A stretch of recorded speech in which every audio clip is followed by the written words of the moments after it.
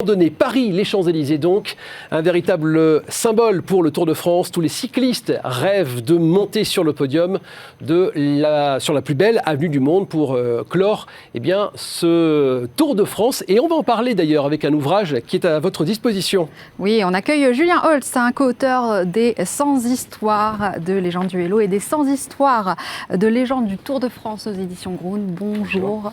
Bonjour Julien. Bonjour. Donc, on pourra vivre donc l'arrivée du Tour de France ce soir, sur la plus belle avenue du monde. Alors, quelle est la place de Paris dans l'histoire du Tour de France ? La place de Paris, c'est simplement que le Tour partait de Paris à son lancement, quasiment. C'était Montgeron, 1903.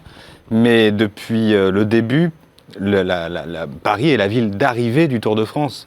D'abord, pendant très longtemps, au Parc des Princes, parce que peu de gens aujourd'hui le savent, mais le Parc des Princes était un vélodrome. Et puis, depuis 1975, sur les Champs-Élysées, à l'initiative d'Yves Maurouzi. Vous avez donc les deux ouvrages qui sont là. Peut-être, je vais en prendre un. Voilà, Emmanuel peut-être le deuxième sur les 100 histoires de légendes du Tour de France. Quelle fut la plus belle victoire à Paris, le plus beau sprint final? Est-ce qu'il y en a un parmi les nombreux qui vous revient à l'esprit? Il y en a deux. Alors la plus belle des victoires fut française en 1982. C'est Bernard Hinault, à qui on avait reproché cette année-là de vivre un tour sans panache.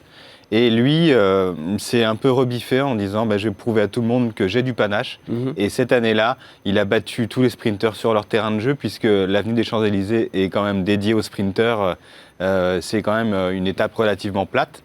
Et donc ça, c'est pour les belles victoires. Et puis pour les moments de spectacle, il y a la chute de Jamaldine Abdoujaparov, l'Ouzbek, qui était porteur du maillot vert en 1981 et qui a été se prendre les barrières de plein fouet à 60 km/h. Et il n'avait pas de casque, à l'époque les coureurs n'avaient pas de casque, il avait juste des boudins de cuir, les fameux vieux casques, c'est des petites lanières de cuir autour du crâne. C'est en quelle année? 1991. 91. Il y a eu d'autres drames en 58 aussi, un drame qui a marqué le Tour? Oui, alors ça c'était pas sur les Champs-Élysées, c'était donc sur la piste rose, en poussière rose donc du Parc des Princes. En fait, c'est André Darrigade, qui est un très grand sprinter, qui est venu percuter de plein fouet le secrétaire général du Parc des Princes, Constant Wouters. Et André Darrigade s'en est plutôt bien sorti à cette époque-là, alors que malheureusement, Constant Wouters, lui, est décédé 11 jours plus tard de ses blessures. C'était, vous voyez, à l'époque... il n'y avait pas de protection, il n'y avait pas de barrière et les passionnés pouvaient s'approcher.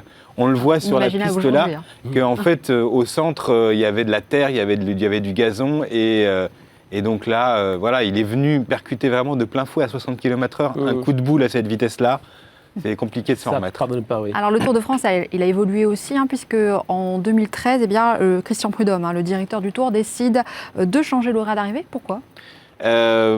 Pour plus de spectacles et pour une esthétique exacerbée, on va dire.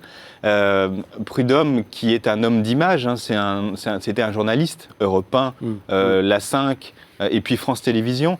Il a commenté le Tour de France et toutes les grandes idées du Tour de France ont été imaginées par des journalistes. Henri Desgranges, qui était quand même directeur de la rédaction du journal le Vélo, et qui a rejoint le journal L'Auto pour créer le Tour de France, était aussi un homme de presse. Donc, et Prudhomme, en 2013, pour la 100e édition du Tour de France, a décidé non seulement que le Tour arriverait de nuit, mais il a aussi décidé de faire le tour de l'Étoile. Parce que jusqu'à cette date-là, les coureurs montaient en haut des Champs-Élysées, faisaient demi-tour au moment de flirter avec la place de l'Étoile. Et ça maintenant, permet de les voir maintenant, finalement. Voilà. Oui, c'était un peu dangereux du coup, non? En fait, le demi-tour était un peu serré, ouais, en effet. Et il faut savoir quand même que les coureurs, il monte les Champs-Élysées entre 45 et 50 km/h Il est redescendu à combien? à plus de 70. Oui, d'accord. Donc, et sur le pavé, hein, donc je peux vous dire que ça secoue. Il y a un autre coureur qui a forcément marqué l'histoire de France, l'histoire cycliste, c'est Laurent Fignon. Oui. En 89, qu'est-ce qui se passe? C'est marqué dans l'histoire et raconté Voilà, dans le livre. on le raconte dans les deux livres, de façon un peu différente d'ailleurs.